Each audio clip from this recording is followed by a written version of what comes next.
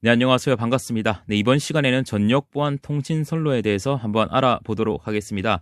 요 파트 경우는 뭐 가공통신선, 첨가통신선 뭐 이런 용어들이 나오면서 또 높이, 이격거리부터 해서 정말 복잡해서 여러분들이 많이 힘들어 합니다. 그에 비해서 또 많이 나오니까 풀 때마다 여러분들이 스트레스를 받으실 겁니다. 그래서 오늘 깔끔하게 정리를 해보도록 하니까 여러분들 저 믿고 그대로 따라와 주시면 될 것 같습니다. 일단 전력 보안 통신 선로 파트에 오게 되면은 우리가 두 가지 용어를 알아야 됩니다. 처음에 뭐다? 가공 통신선이라는 친구가 나오죠. 자, 그리고 첨가 통신선이라는 친구가 나옵니다. 자, 그러면 얘네들의 차이는 뭘까? 가공 통신선 같은 경우는 그냥 가공, 하늘에 떠다니는 통신선이기 때문에 뭐다? 그냥 요렇게 생긴 애가 뭐다? 가공 통신선이게 된 겁니다. 자, 그러면은 요게 끝이야, 가공 통신선은. 그럼 첨가 통신선은 뭐나? 첨가 통신선은 말에 알 수 있듯이 말에 첨가라고 되어 있잖아요. 어디다 첨가된 거다. 자, 이렇게 전력선이 지나갑니다. 자, 그러면 전력선에 첨가가 된 거. 이걸 뭐라 한다? 첨가 통신선이라고 하는 겁니다. 네, 앞에 병가, 공가 보셨잖아요. 그러니까 병가 같은 경우는 뭐라 했어요?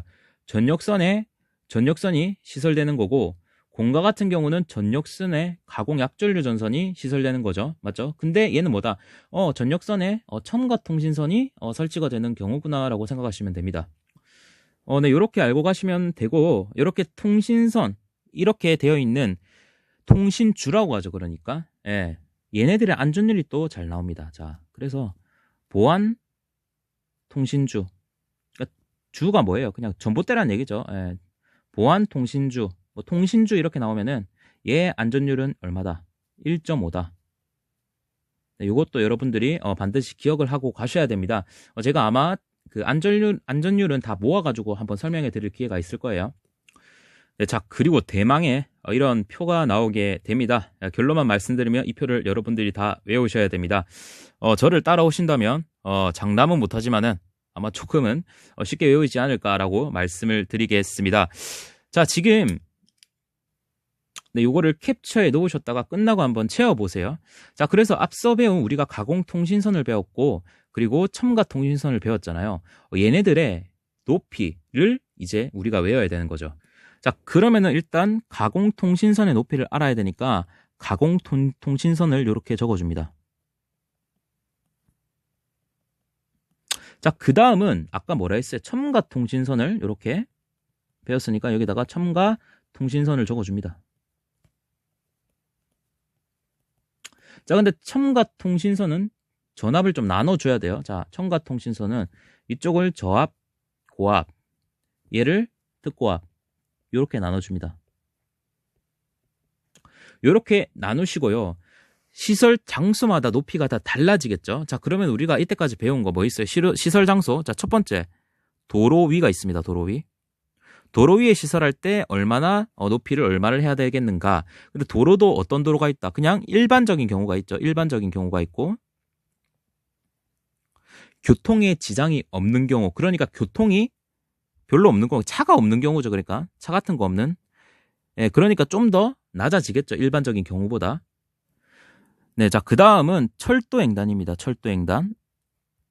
자, 철도횡단하면은 여러분들이 또 하나 생각이 나야 됩니다. 여러분들 그냥 철도횡단이 나온다, 높이를 묻는다, 그러면은 어떤 상황이든 간에 뭐라고 했어요? 6.5m라고 했죠. 네, 자, 그렇기 때문에 이 친구는 안 외워도 됩니다. 그냥 6.5m입니다. 미터 생각할게요. 자, 6.5. 6.5.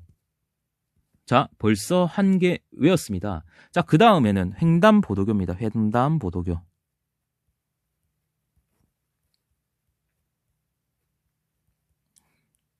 횡단보도교 위라고 할게요. 자, 그리고 횡단보도교 위인데요. 이거는 또 두 번째 케이스입니다. 같은 횡단보도교 위지만 네, 절연전선 이상의 급을 사용할 때 절연전선 이상의 급을 사용할 때 예, 이런 케이스가 있고요. 그리고 횡단보도교 미, 횡단보도교 미인데 절연전선 이상 이렇게 기억해 주시면 됩니다. 자, 그리고 마지막은 그냥 일반적인 경우겠죠. 자, 일반, 기타의 장소, 일반적인 경우. 네, 자, 그래서 이거를 외워야 되는데 제가 또 너무 수업만 요즘에 했잖아요. 그래서 얼마 전에 친구를 만났습니다. 그 친구가 원래 좀 돼지였어요. 돼지였는데 뭐 다이어트를 한다 했는데 그럼 몇 년 만에 만났는데 오, 진짜 살이 많이 빠졌더라고요. 야, 그래 몇 킬로나 물어봤는데 66킬로라는 겁니다. 와, 그래가지고 우와, 오, 66킬로. 와, 아니, 오, 66킬로까지 뺐냐? 오, 66킬로. 아, 네. 정말 죽고 싶습니다. 예, 이렇게라도 해야 되나 싶네요, 정말. 지금 새벽 4시에 지금 방구석에서 혼자 이러고 있습니다. 정말 죽고 싶은 마음 이해하시나요? 네, 그렇기 때문에 죽고 싶다. 죽을 사자를 쓰죠. 자, 그렇기 때문에 여기가 4가 들어갑니다. 자, 그리고 여러분들 첫 번째 5를 기억해 주시고 이 5를 한 번 더 내려주셔요. 그래서 4.5가 되고요. 이 친구를 이쪽으로도 한번 내려주십니다. 자, 그러면 5가 되겠죠. 이게 한 이야기가 끝입니다. 자, 끝났죠? 자, 그러니까 마지막 끝내 주시고요. 자, 그 다음 횡단보도교 위로 넘어가겠습니다. 횡단보도교 위는 어떻게 한다? 3, 3, 5, 5 모여있다. 이렇게 기억하시면 됩니다. 그러니까 횡단보도교 위는 3, 3.5, 3, 3, 5, 5 이렇게 외워주시면 돼요. 횡단보도교는 3, 3, 5, 5 그러니까 3, 3.5, 5 이렇게 생각하시면 됩니다. 자, 그 다음 거는 어떻게 기억을 하시냐면요. 대각선을 여러분들이 이렇게 그어줍니다. 자, 이렇게 대각선을 그어줍니다. 여기도 대각선을 그어줍니다. 여기도 대각선을 그어줍니다. 자, 그러면 스타트는 뭐로 한다? 바로 네, 이 대각선은 3으로 시작합니다. 3으로 시작하고요. 그 다음 대각선은 4로 시작합니다. 4로 시작하고요. 그 다음 대각선은 당연히 5가 되겠죠. 3, 4, 5가 되는 겁니다. 자, 근데 여기서 조심해야 될 점이 자, 이 5가 여기로 와서 어떻게 된다? 3.5를 만들어 주시면 됩니다. 자, 그러면은 아무것도 없는 건 당연히 X가 되겠죠.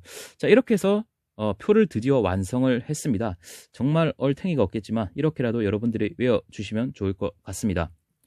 어쨌건 이렇게 외우셨다면 여러분들 책에 있는 이 전력보안 가공 통신선의 높이라는 그 많은 내용이 끝이 나게 됩니다. 자, 그러면은 이 표를 기억하셨다면 다음 차트로 넘어갈게요. 네, 다음은 이제 첨가 통신선의 굵기에 관해서 당연히 묻겠죠. 어떤 식으로 나오나. 자, 특고 앞 전선로 지지물이 있고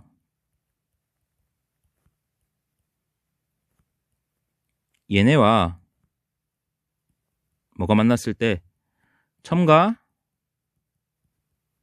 통신선이 만났을 때 자, 첫 번째 절연전선이 있고요. 절연전선의 굵기. 두 번째 경동선의 굵기가 나옵니다. 당연히 절연이 되어 있기 때문에 더 안전하기 때문에 조금 작게 해도 되겠죠. 자, 그래서 절연전선은 4고요. 경동선은 5입니다. 지금 결론적으로 말씀드리면 그냥 통신선 파트잖아요. 이런 통신선이 나오고 절연전선 물으면 무조건 뭐다? 4다. 또 통신선인데 모르겠어요. 경동선이다. 그럼 뭐다? 5다.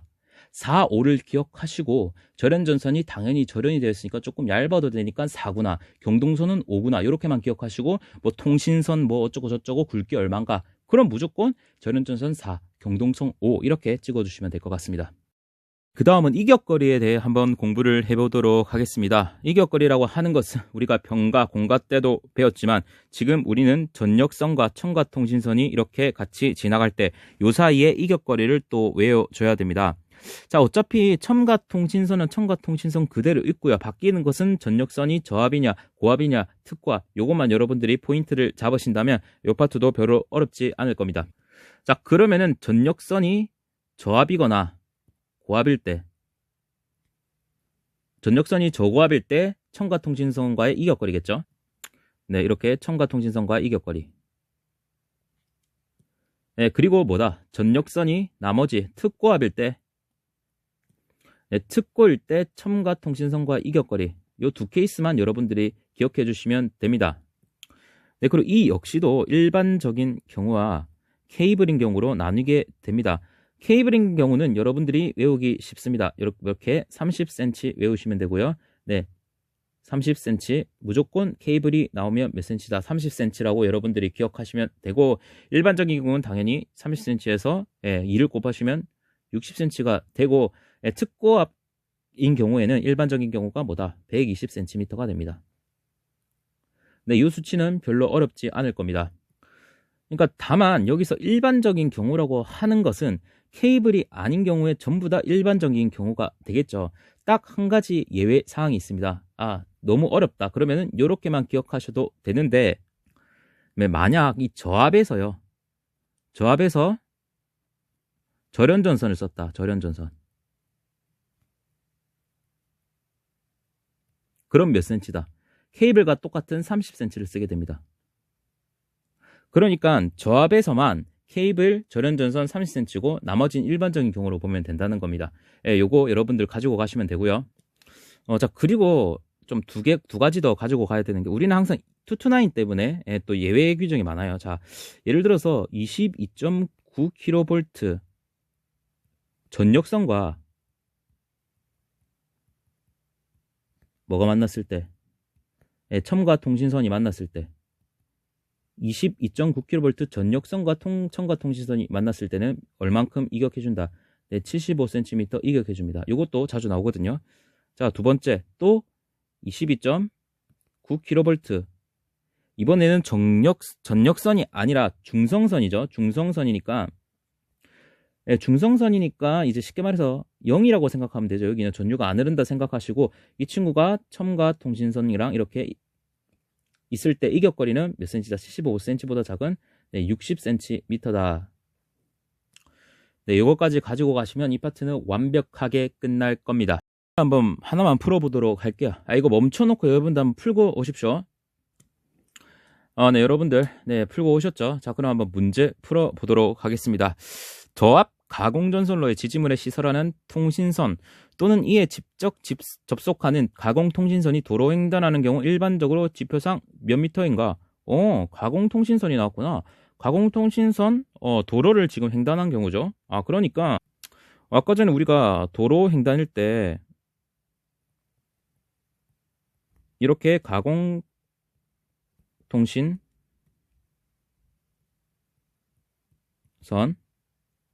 자, 그리고 첨가통신선,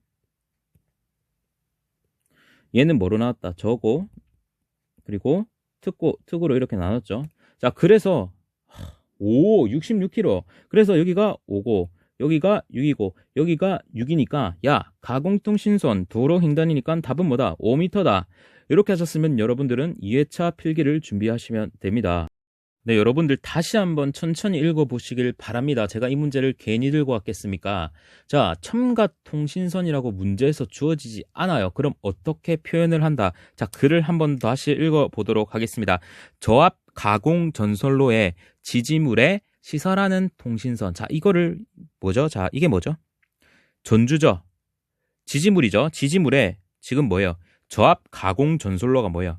저압 전력선이라는 얘기고, 여기에 시설하는 통신선이라고 했어요. 여기에 시설하는 통신선. 이게 뭐예요? 이게 첨가 통신선입니다. 또는 이에 직접 접속하는 가공통신선이죠. 가공통신선 혼자 있으면 접속한다는 표현을 쓸 이유가 없죠. 뭐예요? 이 친구를 얘기하는 겁니다. 전력선에 직접 접속을 했다. 그러니까 결론적으로 뭐다? 이거는 첨가 통신선이 도로를 횡단하는 경우 일반적으로 지표상 몇 미터인가? 전압은 언제? 저압일 때. 따라서 첨가 통신선 저압일 때 6m다. 이렇게 답을 도출해 내셔야 됩니다. 실제 첨가 통신선의 사전적 정의가요, 가공전선로의 지지물에 시설하는 통신선 또는 이에 직접 접속하는 통신선이라고 되어 있습니다. 그러니까 이런 것들 여러분들 실수하지 않으셨으면 좋겠습니다. 이런 방금 표현들이 이 문제뿐만 아니라 계속 여러분들이 풀면서 만나실 수 있을 겁니다. 자, 그러니까 여러분들 고생하셨습니다. 오늘 강의 여기까지 할게요. 수고하셨습니다.